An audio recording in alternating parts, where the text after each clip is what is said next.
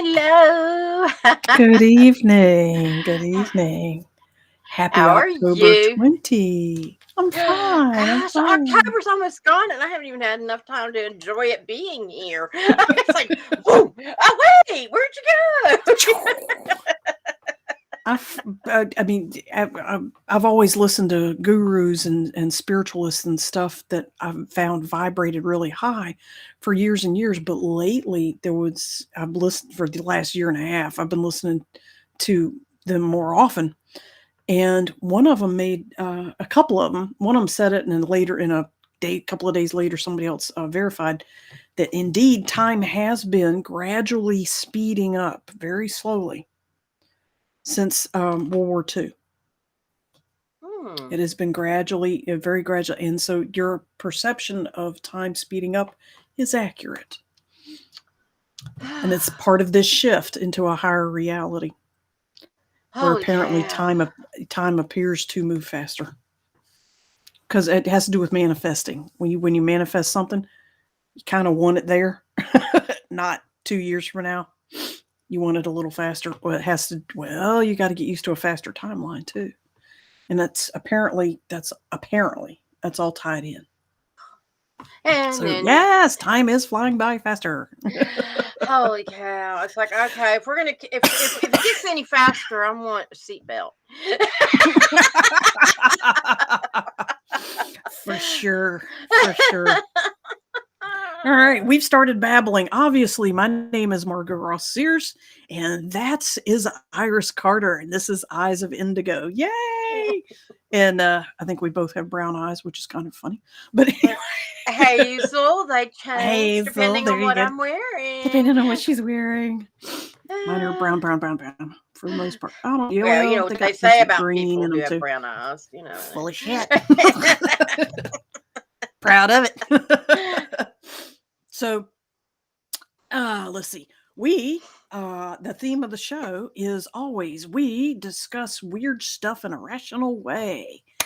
And you can Yay. catch us on YouTube right now. And eventually we'll go back to Facebook Live and YouTube. But right now we're on YouTube.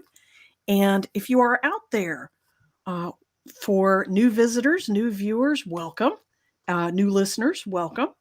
And if you are a regular or revisiting us, we are certainly warmly welcoming for those people too. If you are live with us right now on YouTube, comment in the chat box. Just say hi. Let us know you're out there. And as we go on, because the show will also be available as an audio broadcast, uh, Iris will be reading comments and reading the lines of visual images and illustrations that we sometimes pop up as we go, or words across the screen for the audio listeners as well. So, again, thank you for being here tonight. And we have a very interesting seasonal topic, being the Halloween season. Iris, what are we talking about today? Today's topic is Euthanasia, Hello. euthanasia, suicide, NDEs, meaning near death experiences, ethics, choices, and consequences. So we're going to talk Yeah. about dead people and their choices and what And living happens and people that that sort might of thing. become dead people. Right. Yeah. And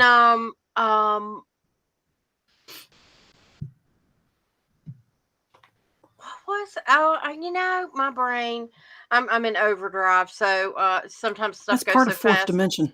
That's part of fourth dimension. Don't It's worry. You're just you're doing good. That's actually a good sign. oh, Um, okay. So you so think my we're brain's been talking about gagging? euthanasia, Oh, suicides. euthanasia. I saw All right, jump on that train. Go, girl. I did not pull the cartoon, but I did see one because it comes back to something you were saying. Old couple is talking to a doctor, and they say, "We both want euthanasia," and he says, "You're too old to adopt."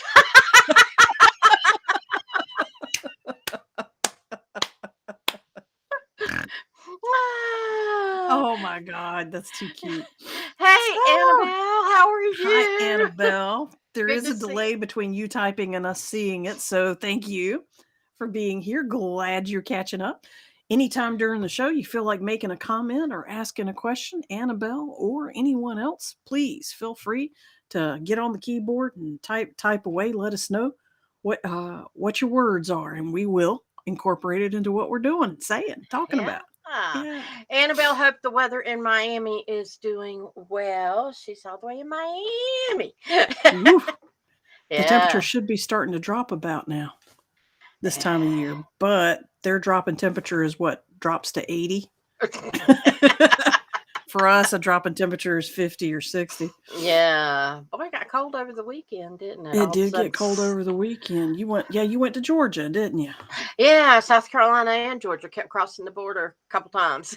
Very cool. Very cool. Did Yeah, you yeah. enjoy the haunted house in Savannah? I did not go. We were going to do a haunted hearse tour. It was, not Yeah, that the hearse is haunted, but that the hearse would drive you around. And um, sure. but my knees are shot, and I just couldn't. And I spent so much time walking during the day, I wasn't up to walking at night. Um, so and the hearse was booked up. Ah, So the older people in the group, daughter, her husband, granddaughter, and son went to a very a few haunted of them. place.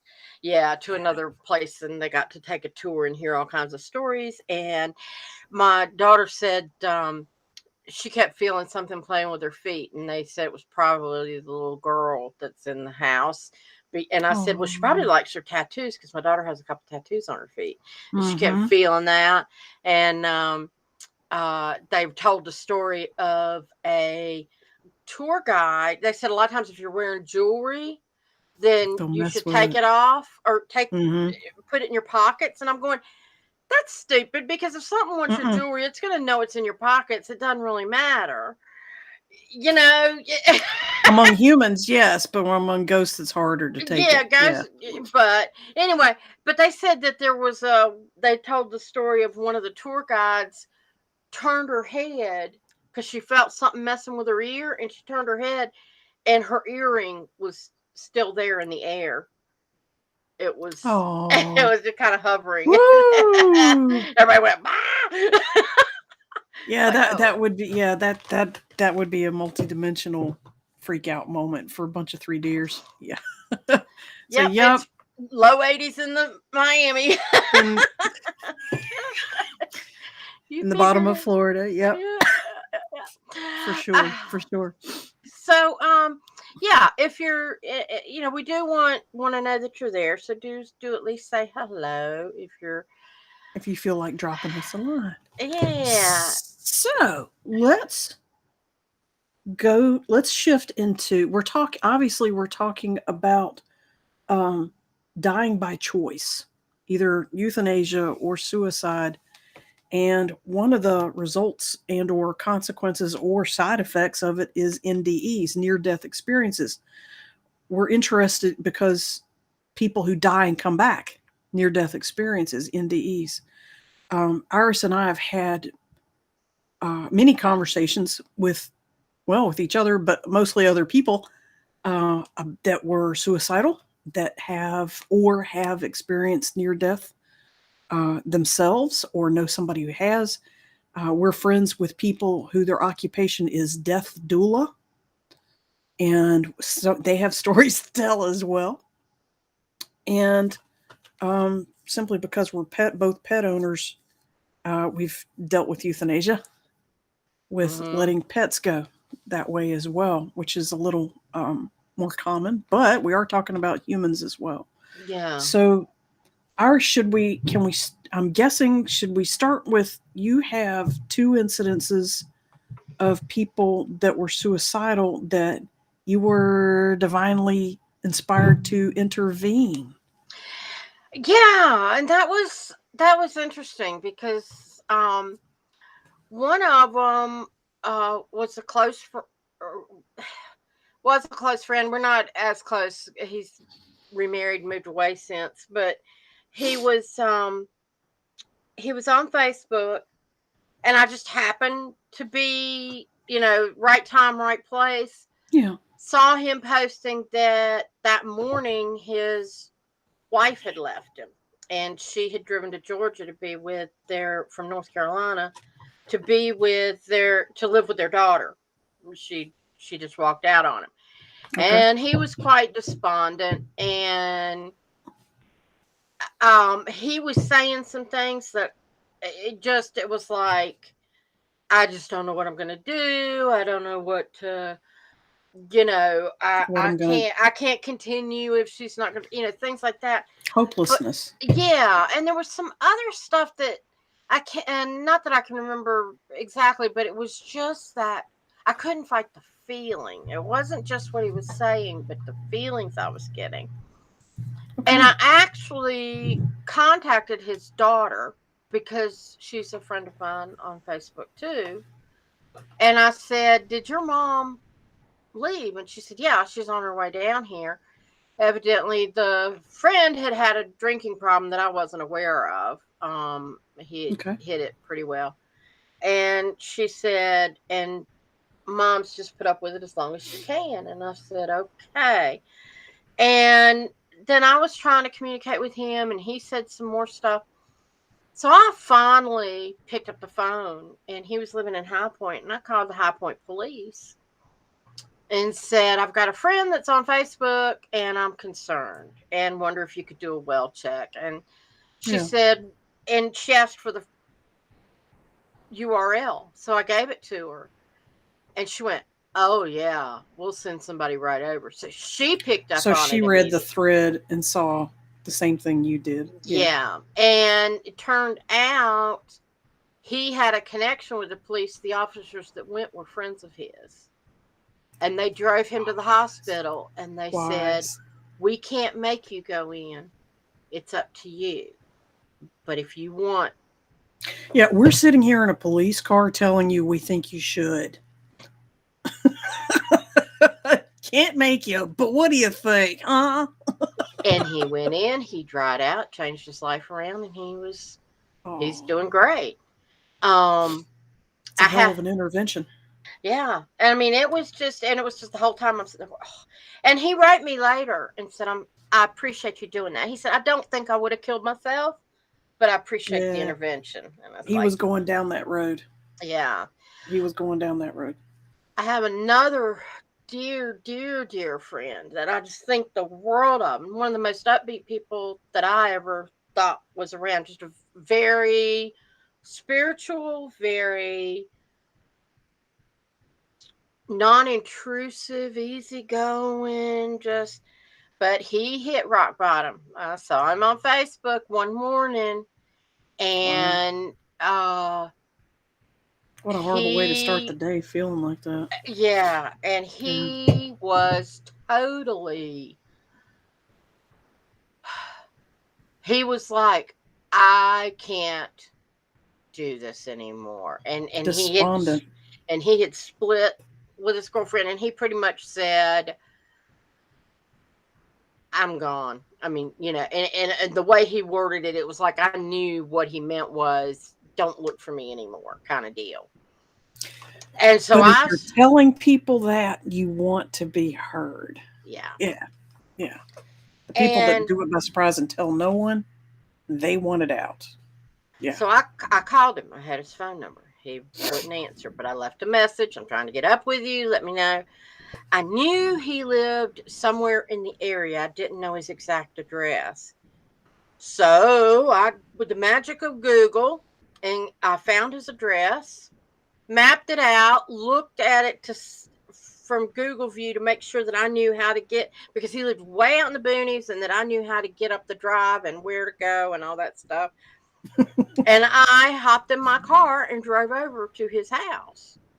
And his doors were open. It was a cold morning. Ooh, His power had been shut off. His girlfriend had broke up with him. He he said, and I called out to him, and his head kind of came up, and he goes, "What are you doing here?" And I said, I'm coming to check on you." and he just broke down into tears. And I remember, and I held him and I told him I loved him and that He he didn't think was. anybody cared. He didn't think anybody cared. He He didn't had think anybody cared. already picked out a tree on his property where he was going to hang himself. And he, but we talked and I did some theta with him and Yeah. and we meditated and did some other stuff. Now Nice. he ended up marrying the girl. He's turned his life around. He went to work. I had a potential job for him, but then he ended up getting hired. He had gotten laid off. He got hired like within the next day. His car The was in the energy shop. He shifted. got it out. The whole everything just bam bam bam, and the dominoes started standing back up again. And he told me, he said, if you had not come, I would not be here. Yeah. And so yeah, and we check in with each other every so often, and he's doing well, and he's just an awesome, awesome person. He just had a moment of weakness, which I can relate to. I mean, Yeah, I don't mind saying I've considered suicide when I was a teenager. mm-hmm. Um, Not as an adult. I've been close to it. I've been almost that miserable. But I've always, as an adult, I always understood there was going to be something better. Hang on. Yeah. But as a teenager, life is tragic. Oh God, yeah. Everything's dramatic, and I entertained the thought a lot more. I didn't do anything, but I entertained it pretty closely. When I thought about it, I never could figure out a way to do it where it wouldn't hurt. It was like either I don't have the right drugs and I'll just end up being miserable, Yeah, or yeah, I'll be sick and it'll pump my stomach and I'll be sicker, or it's gonna hurt. I can't. didn't want that kind of drama. Yeah, don't ask me. I mean, I've got a gun in the house, but I'm not gonna shoot myself. God, that's messy. I just You're still having living people thoughts and considerations, right? yes, exactly. And it's like if I did try to shoot myself, my luck, I would just maim myself, and I'd be just permanently disfigured and in a wheelchair. Oh fuck! I can't kill myself now. I can't even do that right. Yeah, exactly. I didn't want to be reminded of something else I can't do. Oh my God, you're reminding me of another story. Actually, that actually happened to my sister-in-law's brother. Oh, My brother's first. Well, never mind. One of my brothers had multiple wives. And by the way, today is his 1 year death anniversary. He oh died my of cancer a goodness! year ago today. Yeah, Wow. my I brother guess went. it's not My, happy my anniversary brother. though. Well, it depends on how you think about death. But he's 1 year in the Space Force. Ah! Just go ahead and imagine that. Flying Put it that way. high Can't pull it back now. now. So that's my reckoning. Don't know, but that's my reckoning. But anyway, one of his wives had a brother who was had a very, let's just say, had very traumatic lives that also involved alcohol and probably other stuff. Don't know. I was like 16, 17 at the time, so this was not discussed much in my presence. They lived in another state. Blah blah blah. And he had a rough relationship with his family, with his parents. It was just the four of them, two kids, two parents. The parents got divorced. Mhm. Okay, it was a rough situation. And let's just call him Bob, not his real name. But Bob decided he wanted to commit suicide, and he got a gun and he put it behind his ear, Oh no. right there. On that, there's a plate, Yeah. bone plate, really thick, hard bone plate. Yeah, and so the bullet just ricocheted. The bullet just ricocheted straight up and out of his skull, and it just tore through part of his brain,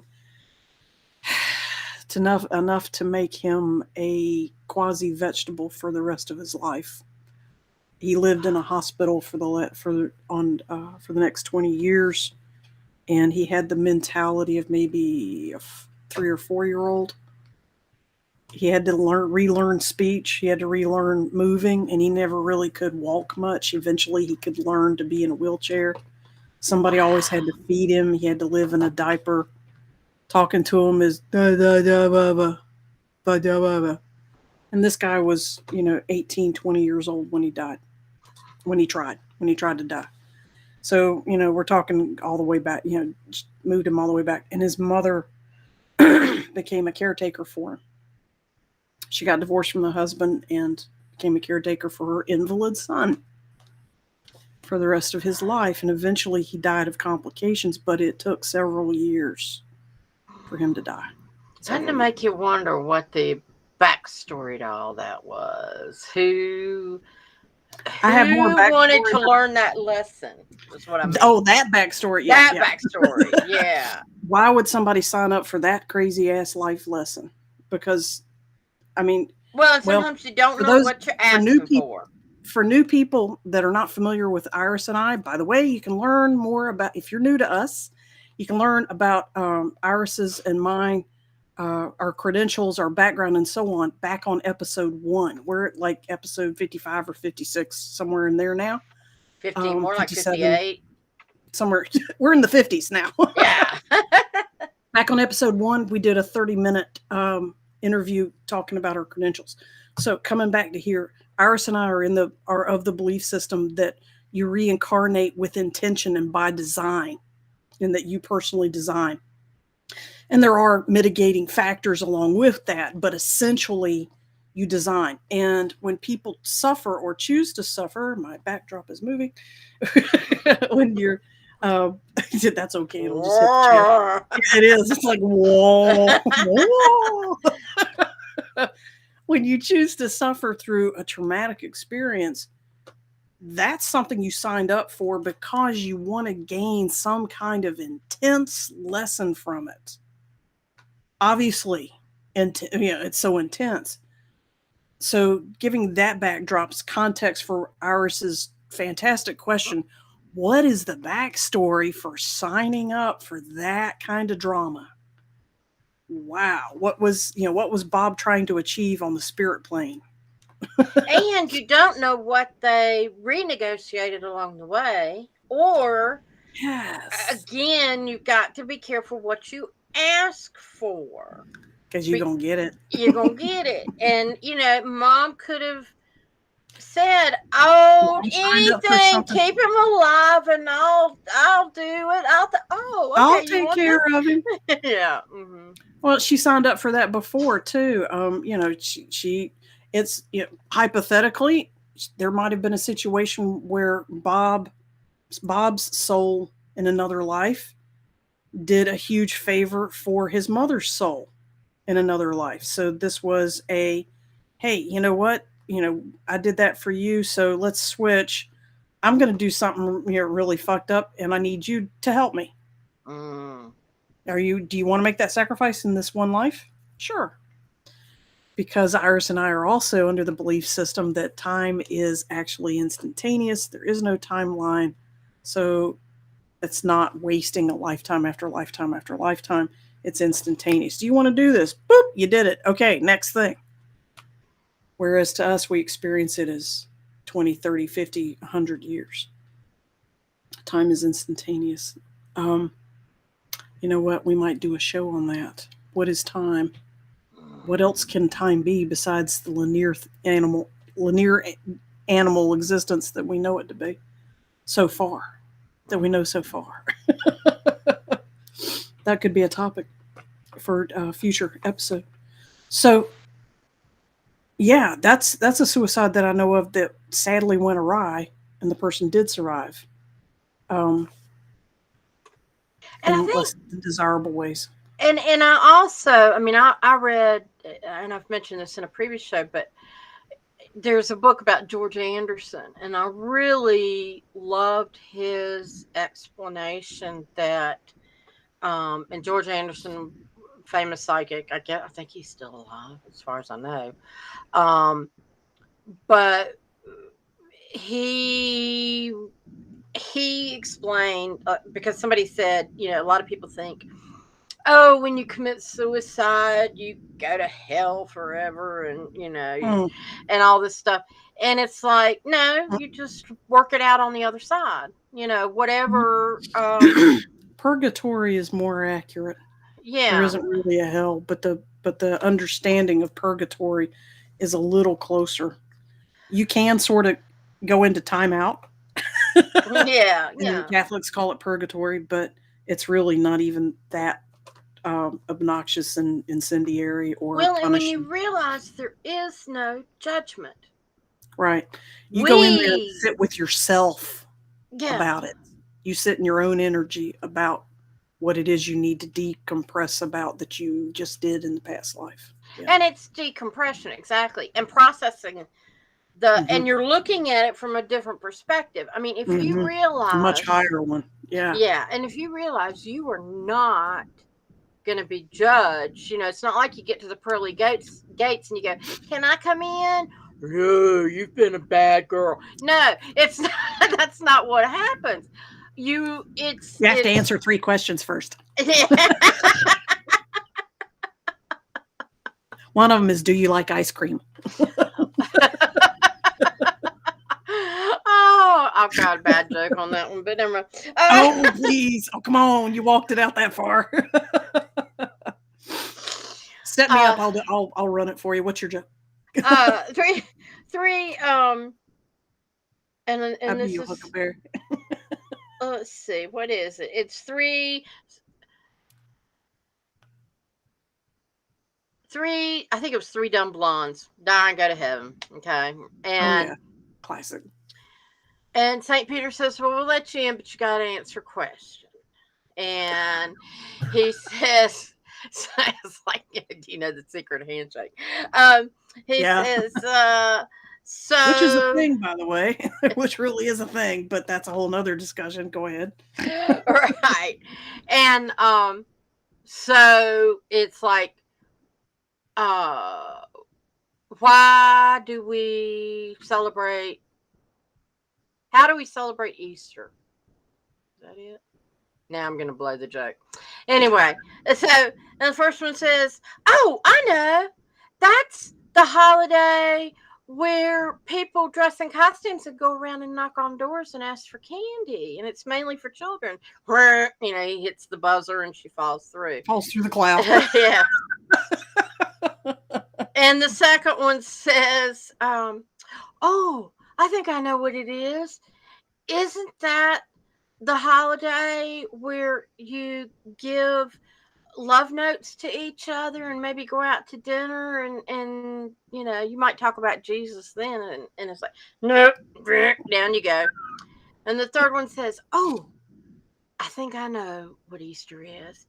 She said, "Jesus died on the cross." And St. Peter's like, okay, she might be onto something. And they, after he died, they took him off the cross and they put him in a cave, and they rolled this big boulder over it. He's like, yeah, keep going. And she said, and then 3 days later, he came out, and he's like, yeah. And she said, and if he sees his shadow, we have 6 more weeks of winter.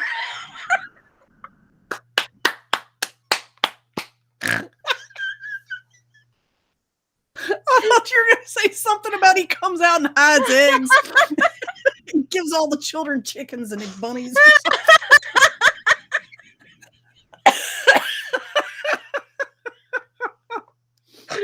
So I guess they let him out every year. I They would. don't Please do.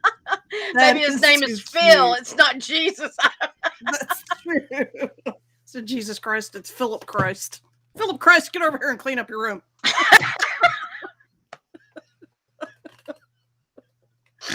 Iris, if I ever have a son, I'm going to have to name him Philip Christ just because of that joke right there. Philip Christ is a good name, isn't it? Oh my God. I don't care what you say about Bill Cosby. One of the funniest jokes was, Jesus Christ, but Dad, I'm not Jesus Christ. I'm God damn it. God damn it, he's Jesus Christ. God damn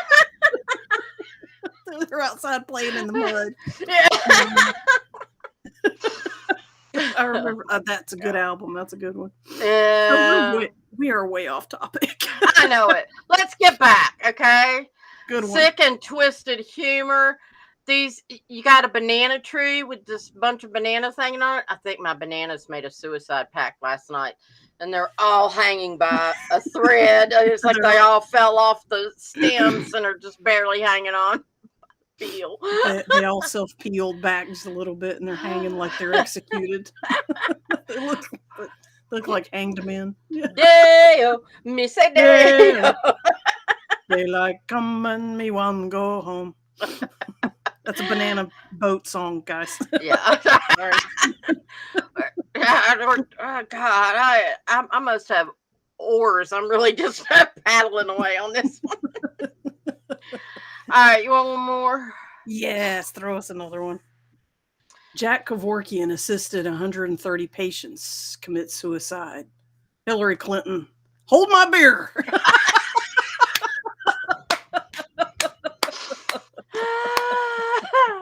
I know it's political, but it was still you funny. Gotta have political humor everywhere. That's just funny. Both sides of the fence would find that funny. It's just funny. But when you think about it, a lot of people thought Kevorkian, Dr. Death, and that he was totally evil. He had a bad rap coming out of the shoot first at the beginning. Yeah, I remember. But imagine a doctor that cares enough about his patients to let them die with humility. I mean, or with grace and humility. With grace, yeah. Is that such a bad thing? And should it be considered? I mean, who decides? Who decides what is a suicide and what is sacred and holy and what is not? Who decides, Iris? You know the answer. Who decides? Nobody. Well, people do because of their egos. Yeah, well, yes. On a day-to-day basis, yes. But in the grand scheme of all that is sacred, going from a higher spot, nobody gives a damn on the other side. That's right. The fact you showed up makes them happy. They don't care how you got there. Yeah. Okay, that's what you did. Do we need to talk about it? We're like, yeah, you can do this. Hold my beer. I'll show you what I did. I went to war. I lost my head and both my legs and half my guts. and there I could kill anybody I wanted to. Too bad you see that. That's what happens. You should have gotten incarnated as my enemy, and I could have shot you and saved you from committing suicide. Yeah, I took 3 people with me. You did good. You took 1 person. I took 3. Yeah, you could have that conversation on the other side, but your spiritual self, each individual makes that decision in the moment. What is sacred and what is a lower vibration than what you need, because really everything is sacred. Even low vibration stuff is sacred. Mm-hmm. But if you're in a position to consider either euthanasia, which is terminating someone else's life for non-murderous reasons, or suicide, which is killing, stopping your own life for non-murderous reasons. Maybe you feel hopeless. Maybe you have a terminal illness. Maybe your quality of life is in the toilet with no hope of recovery, which is the Kevorkian precept that he required according to reports. And your intuition within, your God self within, your heart. I'm tapping at my heart. Your higher self, your God consciousness, your Christ self, your Buddha self, whatever you want to call it, can tell you if what you're doing or considering is a sacred process for you or not. So in generic terms, you might say God decides. Well, that's true. Based on my belief system, each of us is a part of God. So you are deciding with God. Yeah. As God, whatever you want to call it. However quasi-blasphemous you want to be about your word choice there, but the concept is the same.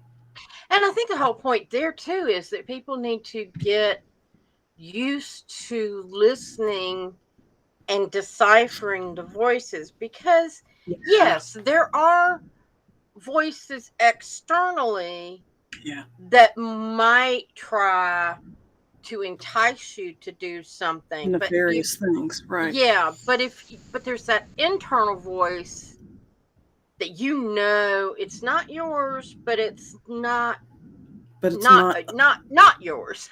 right. It is yours, but it's yours in a way that is different from all other times, places, and energies. Yeah. Right. And it's different than just imagining something. It's Yeah. there, and it's the one that when you're a kid and you're doing something you probably shouldn't do, that's kind of going, I don't think you should do that. And then, and then you It's get almost more of a feeling rather than something speaking, yeah. rather than actual words. It's actually a feeling. And some people call it your consciousness, your conscience. Sorry, it's not consciousness, that's something else. Your conscience. Is that your conscience telling you to do good or do bad, or make a choice or not, whatever. Do something in good conscience, da da da da. Can you commit a crime in good consciousness? In good conscience. In good conscience. I'm not sure how you would say that in English, but anyway, I know. another We're discussion. losing our words. Yeah, losing our focus again. So 4D. The topic moves at Read random. our It's minds. a little bit chaotic. Y'all just, yeah, exactly. Y'all just read our minds and type in what you think. But yeah, it becomes a conversation with God, or Allah, or Buddha, or your higher self, or your angels, or the God goddess, or the creator, or whatever, spirit, whatever phrase you want to use for you're at the highest power that you're familiar with. And Speaking of that, yeah, this is a good um, one. Mahatma Gandhi said, "If I had no sense of humor, I would long ago have committed suicide." And yeah, go Gandhi, go Gandhi, because that is Back in the day, so. he was a good guy. Yeah, and it's also alludes to something we were talking about before about how laughter keeps away the bad spirits. It keeps away bad spirits. They can't. Well, it changes your Nefarious. chemistry for physically, but in terms of evil or bad or dark or low vibrations, whatever, you can call them demons, you can call them devils, you can call them negative people, or you can just call them low vibes, whatever you want to call it. When there is laughter in a room, they absolutely cannot stand that. It hurts. It's physically repellent. It's like being electrocuted, sort of, for them. And they have to disperse, leave, and not return. Because once you laugh, you raise the vibration and it stays up. So if you want to clear out a room of low vibe, bad vibes, unwelcome presences, find a reason to laugh. Turn on the TV, find a book, have a good memory, tell yourself a joke, remember something that makes you bust up laughing. Remember the last time you had a big old belly laugh with somebody you love. You laughed so hard you could barely breathe and tears were rolling down your eyes and you felt tickled to death practically. Remember that, let yourself giggle and keep giggling, Hmm. because that ties into the very popular practice of fake it till you make it. Your body does not know the difference between fake laughing and real laughing. It will still do the same serotonin, endorphin cascades to help you, which means that your body gets on the board with that. It puts out those vibrations, and the negative entities, ha ha ha ha ha, they experience that as something repellent and they leave. So, absolutely. Absolutely. Thank you for the reminder, Iris. Yeah, Yeah, yeah, yeah. laughter is big medicine, very big medicine. Um, what? Let's see. We had. I'm kind of trying to go back and look at my notes a little bit. Euthanasia. Yeah. And So with that, when you think about suicide and then euthanasia, yeah, um, some. I think, and I don't know if we talked much about this last week or if we talked amongst ourselves, but with all this stuff that's going on about abortions now, I mean, hmm personally, hmm personally, I Yeah. never could. I would never have been able to have had an abortion. But I was and still am a strong advocate for people deciding for themselves, Pro-choice. pro choice. Yeah.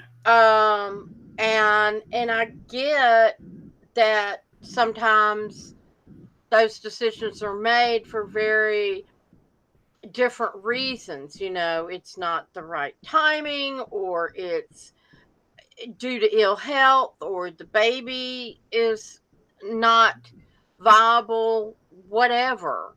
Right. And to me, if a child can live outside the womb, then it's a living being. But if it can't, then it's not.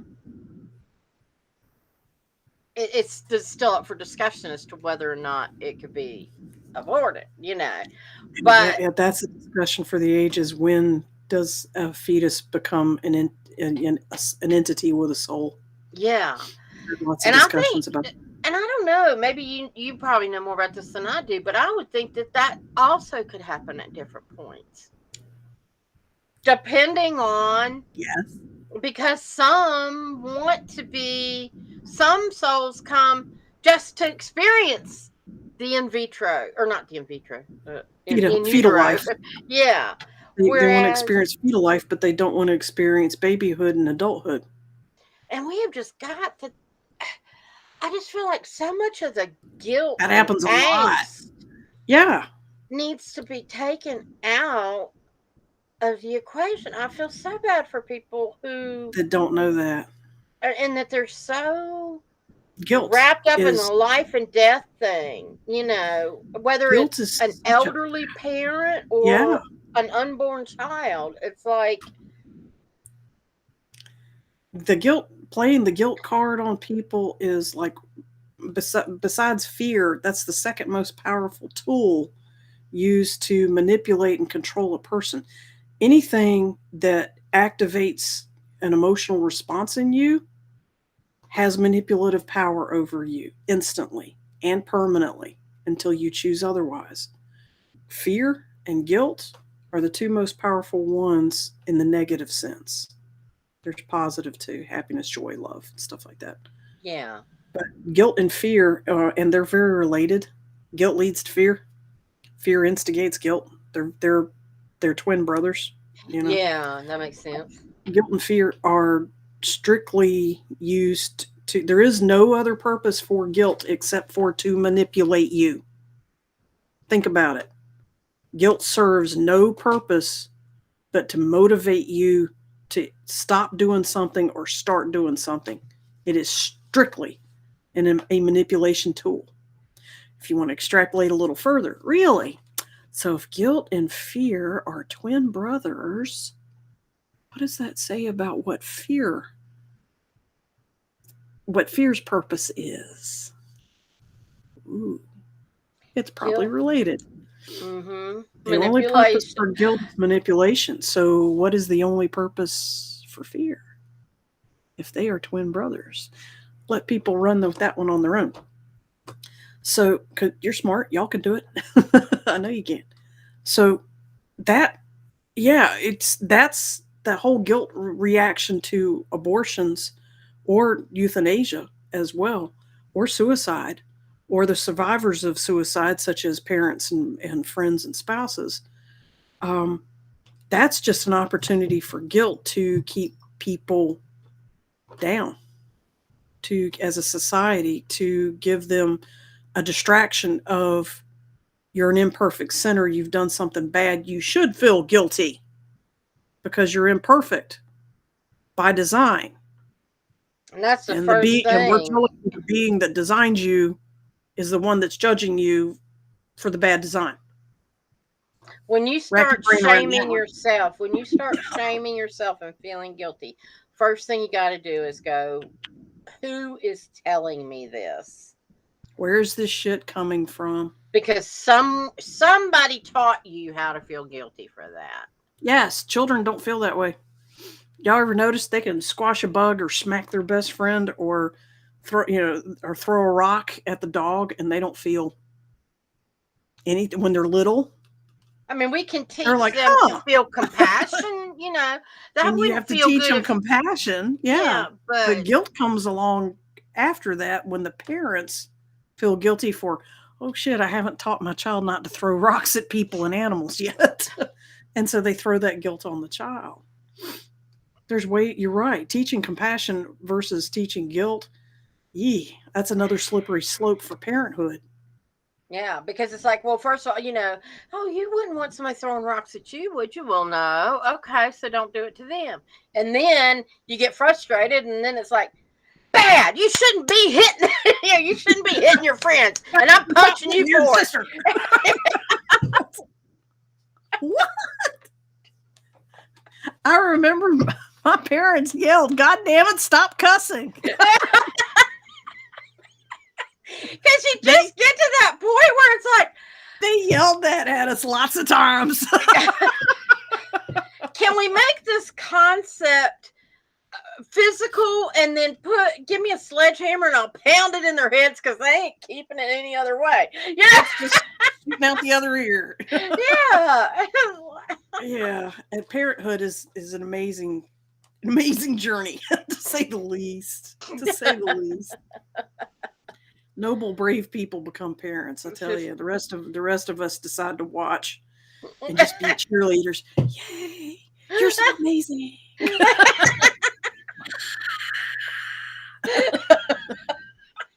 Iris. Yeah. And then my kids will argue with you on that one. Do your kids say hello on Mother's Day to you? Yeah, they do.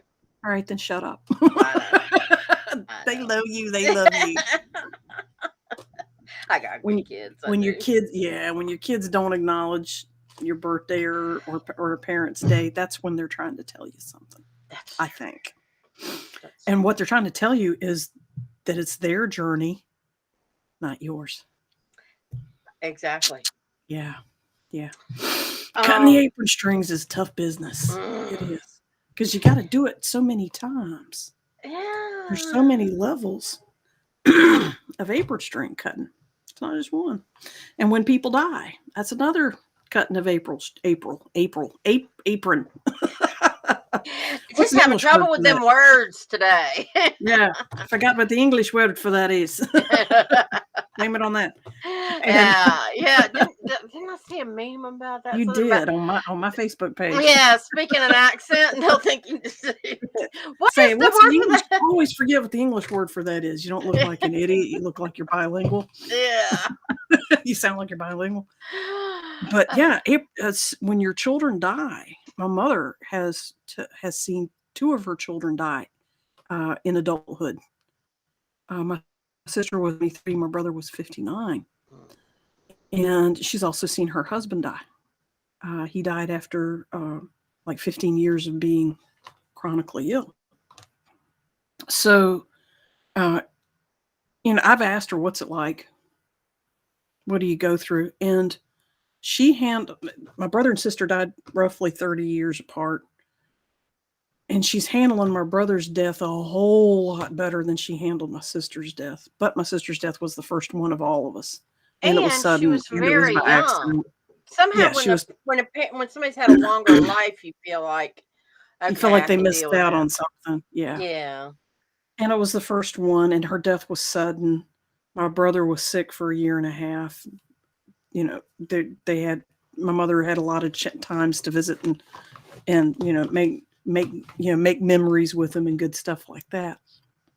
So, with my sister, it was sudden. She was gone, and there was no recourse, and there was no second chance. No, can't tell her you love her. You could, they did, but she was in a coma, and then she was gone. So, drunk driver hit her and killed her. And so I've asked her, what's it like if when she was in a decent mood for it? I didn't just spring that question at her.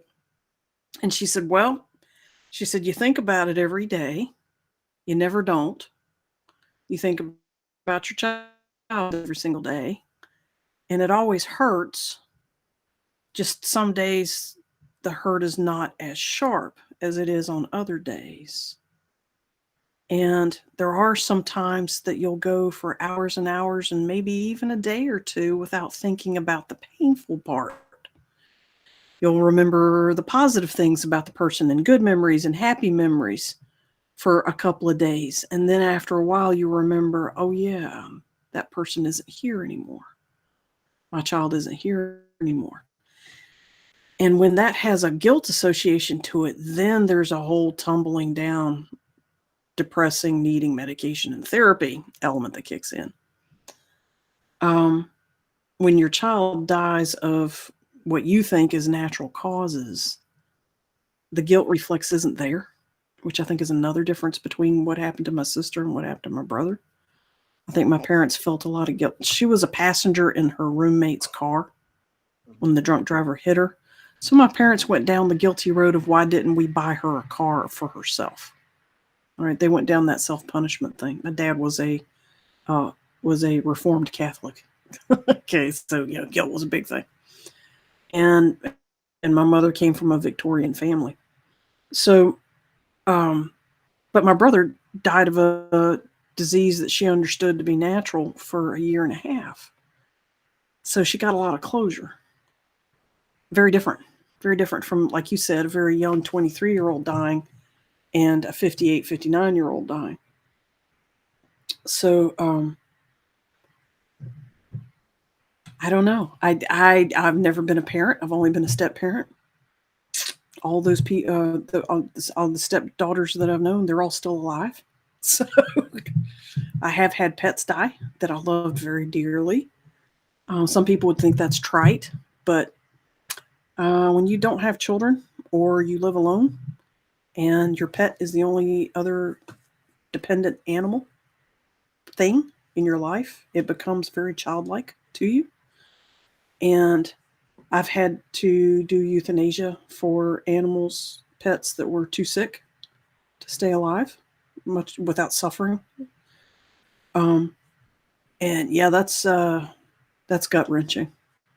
That's soul wrenching. But there's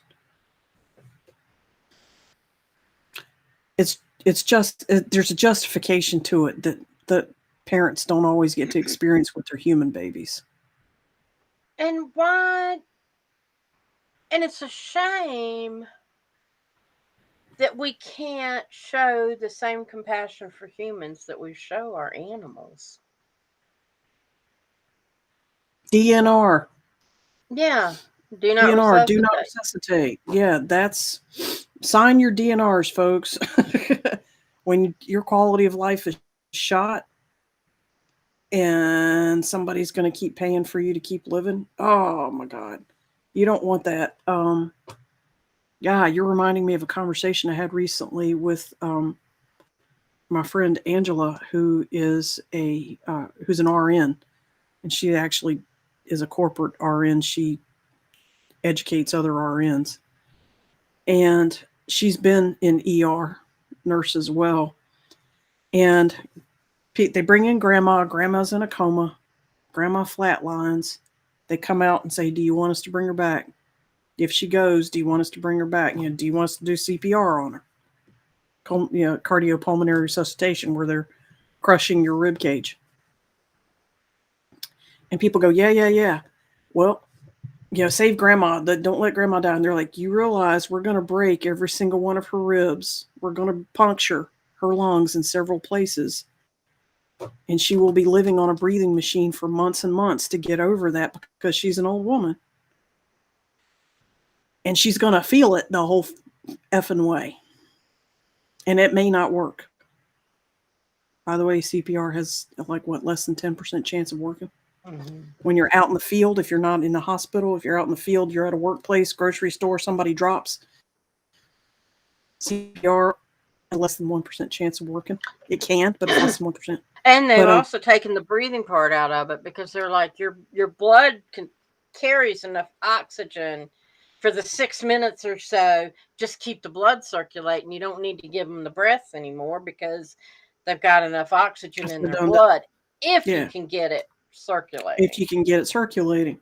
So she said what they started doing at the hospital she was at, and I believe it was in the Triad, is they allowed they brought the family into the observation room and they let them see them do CPR on grandma.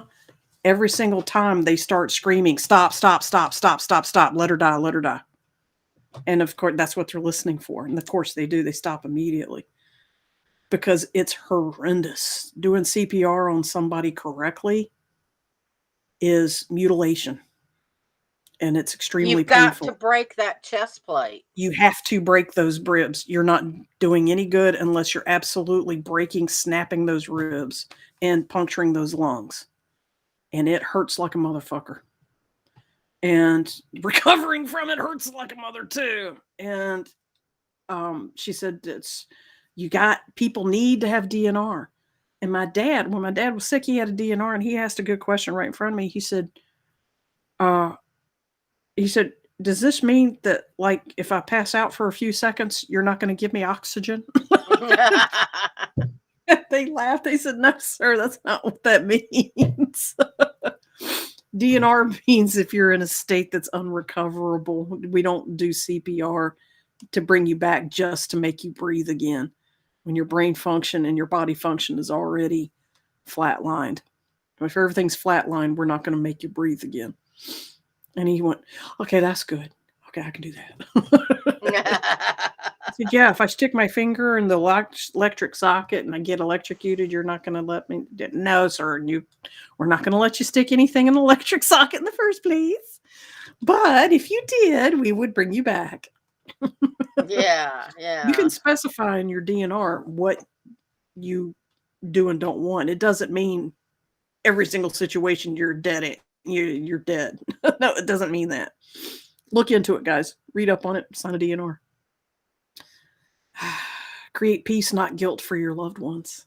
Yeah. Be your own euthanasia. I keep thinking of little Chinese children. Be your own Chinese teenager. I want to share this. You can post suicide prevention numbers all you want, but if you really want to help prevent suicide, depression, and self-harm, stop being such assholes to each other online and in real life. Yay! Yes, for sure. Please. We reposted that on Facebook. Yeah. Kindness goes a long way. I mean, think also listening to Iris talking about your 2 stories. You went to see your friends because you went out of kindness, which those 2 men were lacking at the moment. Yeah. They didn't think kindness existed anymore. And I mean, I've seen people phone. It does get tiresome when somebody posts, those, the vague, oh, I'm just going to turn it all in because I'm tired of all this stuff. And crying then you're going, wolf. Okay. You're talking about crying wolf. Yeah. And it's like, really? Are you going to go there? All the time. Yeah. Drama queen, drama king. You say that all the time. Yeah. The passive aggressive. Yes. Yes. But these were very different on the people that I dealt with, and something was different about it. Yeah. And so it's just paying attention and what are people asking for. And I even had a student one time that in my class that her daughter was suicidal because of being bullied so much at school, and she was sitting in class telling us about it and was in tears. Yeah. And I'm like, there's just no excuse for being mean to people. Yeah, there is. I'm sorry. There is no excuse. No, there's for not. Being Walk a mile in my shoes first, Iris. You too will be tempted by the devil. Oh, do I get mad? Sure I do. And I'm not Humans always respond to retaliation in retribution all the time. I'm just poking fun at that reflex, but yes. And that's the demon to overcome is retaliation and retribution. You have got to learn to lean into compassion really hard sometimes. And sometimes it hurts to lean that hard into compassion. Well, I saw my son get into this road rage thing with another guy in another car while we were on our little vacay this weekend. Mm-hmm. And Yeah. I was like going, holy shit, we're going to die. We're all going to die. Son, what if he has a gun? Yeah. Well, the guy cut him. The guy, it was like my son got over. The guy wanted to get past my son. And I think he was like blowing the horn because my son got in front of him. Ooh, And cut him off. and then when my son got over and he goes around, they're between waving and flipping the bird, and it's like he would wave and then he'd flip the bird and he'd hit on the brakes, when he got in front of my son and all this, and I'm like, I just told my son, I'm like, don't engage. and Just don't engage. let him do his thing. That's him. It doesn't have to be you. Yeah, that's easy for you to say, Mom. I'm like, oh. It's interesting. The people who are so concerned about being manipulated buy into manipulation really quick. Mm-hmm. Because it's a red flag. That's their vibration. Yeah. Yeah.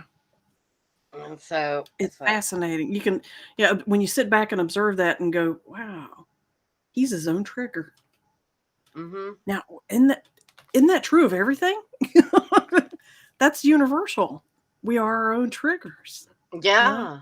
Anytime you have an aha, go ahead and take it to the next level and apply it elsewhere and realize, yeah, that's a universal truth. How cool is that? Very cool. Very cool. Yes, retribution and getting even is a hard demon to walk away from. But leaning hard into compassion is the next step for that. In doing so, somebody has created a national suicide prevention lifeline that people that are considering suicide, we decided we would publish that in case somebody Googled suicide and this podcast happened to pop up. At least they'd have a little bit of ongoing support available. 1-800-273-TALK, TALK, or 8255-273-8255. 1-800-SuicidePreventionLifeline.org is also their website. If you feel like you need some support and you don't want to tell people close to you, there you go. You have access. Yeah. And we'll be watching you on social media. Somebody will. Yeah, sure. But you just never know when, who's going to see it, if they're going to see it. And, if you truly need a lifeline, that's calling a hotline's much better. Than not doing anything. So maybe we're coming up on, we're at an hour now. So I'm thinking, Iris, maybe in our next show, we can talk about near-death experiences a little bit more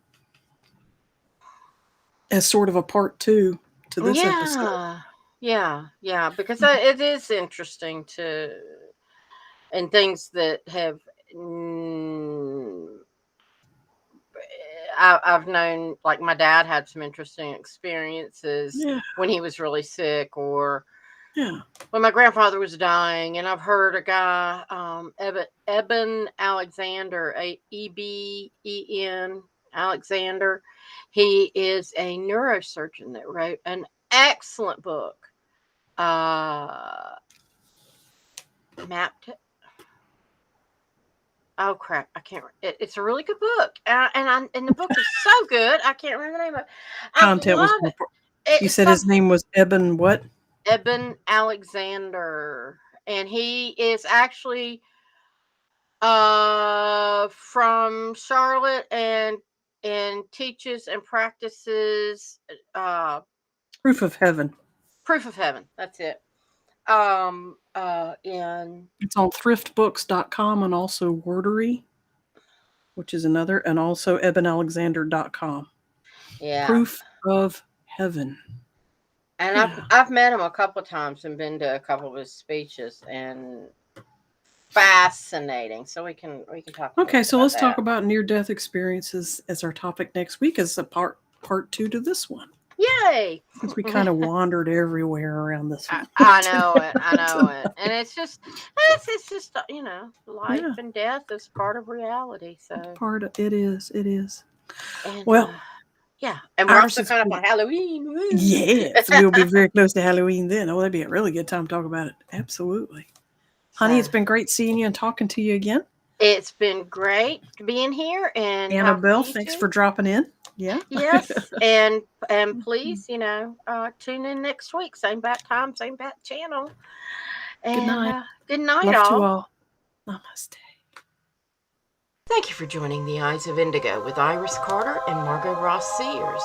Music is Arcadia by Kevin MacLeod of Incomptech.com, licensed under Creative Commons.